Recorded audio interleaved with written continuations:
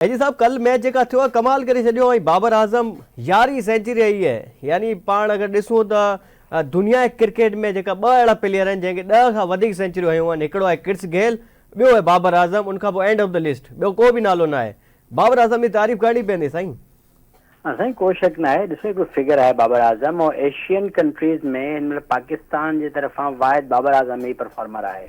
अगर तव्हां ॾिसो हिंदुस्तान खां पोइ ही वाहिद बैट्समैन आहे एशिया में जो मुसलसल स्कोर पियो थो करे।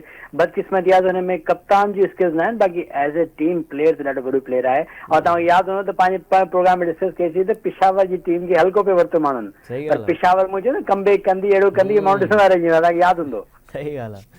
तारा तव्हां चयो ॾेखारे छॾी, वाकई में तारा कल ॾेखारे छॾिया। 200 खां प्लस टारगेट ॾिनूं। सैम अयूब तव्हां चयो बिल्कुलु रन्स कंदो ऐं हाणे कंदे नज़र बि अचे पियो। सैम अयूब 38 रन्सूं हुयूं कल, उनखां पहिरीं बि 50 आई। मोहम्मद हारिस रन्स न ठाहे सघियो, पर बाबर आज़म जेका 111 रन्स जी इनिंग खेॾी, 201 रन्सूं ठाहियूं हुयूं। उनजे जवाब में 193 रन्सूं ठाहियूं 9 विकेटनि जे नुक़सान ते इस्लामाबाद, ऐं पेशावर ज़ल्मी पंहिंजी 3 लगातार मैच खटी आहे साईं।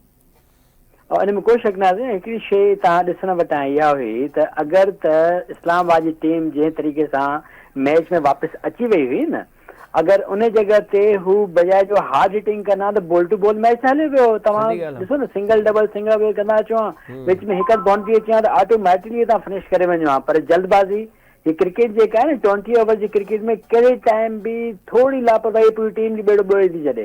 इहा वजह थी जो जल्दबाज़ी हुननि खे हाराए विधो न त पिशावर जी टीम फासी वई। सही ॻाल्हि आहे।